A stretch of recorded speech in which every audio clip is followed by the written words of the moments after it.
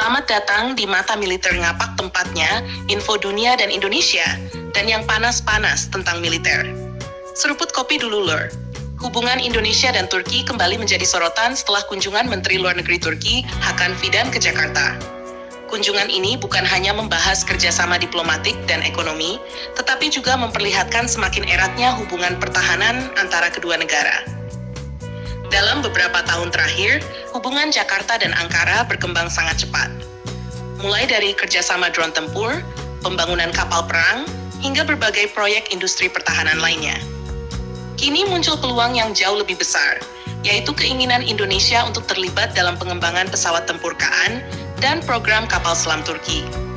Langkah ini menjadi menarik karena menunjukkan bahwa Indonesia tidak lagi hanya ingin membeli alutsista dari luar negeri. Pemerintah ingin mendapatkan akses teknologi, kemampuan produksi, dan pengalaman pengembangan sistem senjata modern yang selama ini hanya dimiliki negara-negara tertentu. Kalau kita melihat perkembangan industri pertahanan Turki, memang tidak berlebihan jika banyak negara mulai melirik kerjasama dengan Ankara.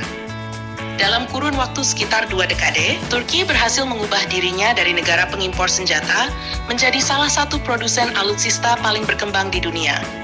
Saat ini Turki mampu memproduksi berbagai jenis sistem persenjataan, mulai dari drone tempur, rudal, kendaraan lapis baja, kapal perang, radar, hingga pesawat tempur generasi baru. Bahkan banyak produk pertahanan Turki sudah digunakan oleh berbagai negara di Asia, Timur Tengah, Afrika, dan Eropa. Salah satu proyek terbesar yang sedang menjadi perhatian dunia adalah pesawat tempur Kaan.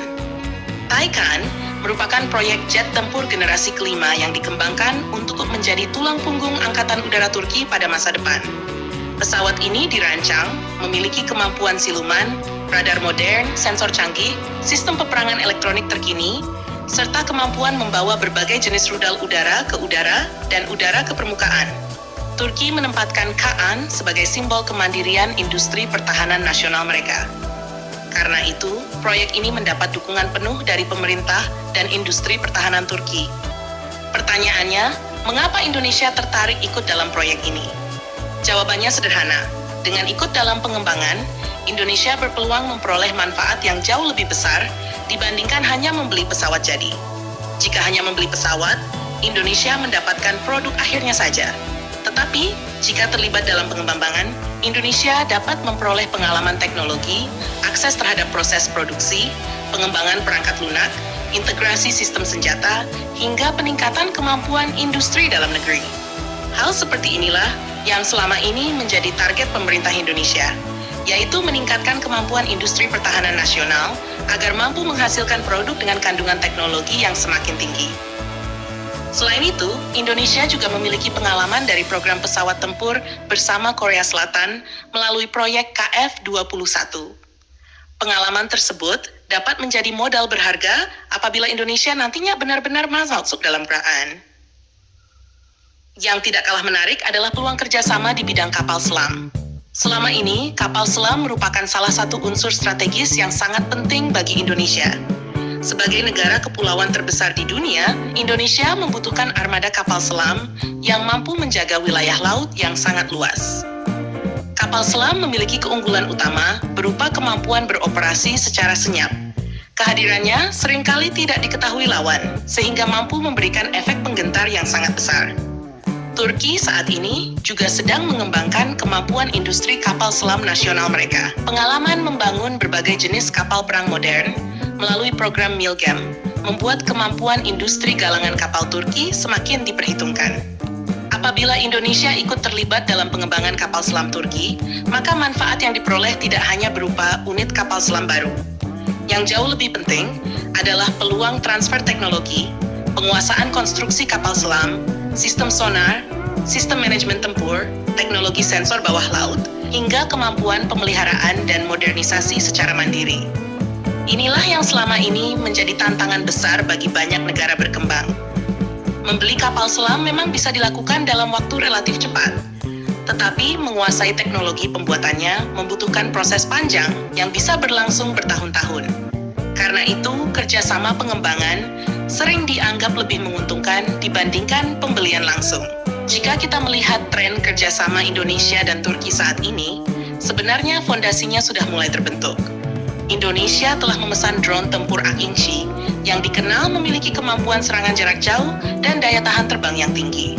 Selain itu, kerjasama pembangunan fregat Milgem kelas Istif juga menunjukkan bahwa kedua negara semakin percaya satu sama lain dalam bidang teknologi pertahanan.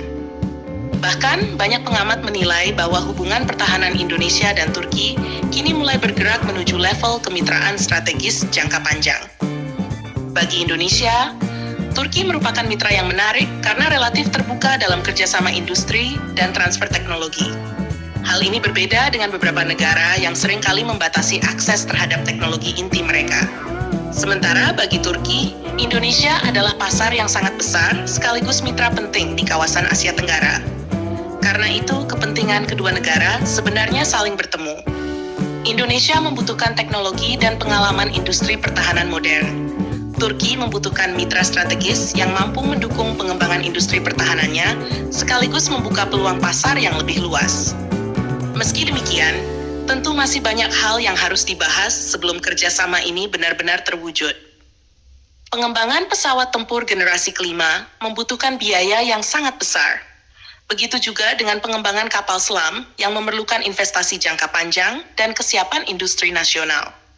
Namun apabila kerjasama tersebut berhasil direalisasikan, maka dampaknya bisa sangat besar bagi masa depan pertahanan Indonesia. Indonesia tidak hanya memperoleh alutsista baru, tetapi juga mendapatkan pengalaman teknologi dan kemampuan industri yang dapat dimanfaatkan untuk proyek-proyek pertahanan berikutnya. Karena itu, kunjungan Menteri Luar Negeri Turki ke Jakarta kali ini bisa jadi lebih penting daripada yang terlihat di permukaan. Di balik pertemuan diplomatik tersebut, terdapat peluang lahirnya kerjasama pertahanan besar yang dapat mengubah arah perkembangan industri militer Indonesia pada masa depan. Dan jika Indonesia benar-benar masuk dalam pengembangan KAN serta kapal selam Turki, maka Indonesia akan melangkah lebih jauh dari sekadar pembeli alutsista. Indonesia akan mulai menjadi bagian dari pengembang teknologi pertahanan modern yang semakin diperhitungkan di tingkat global. Jangan lupa subscribe, like, dan komen di bawah sambil ngopi.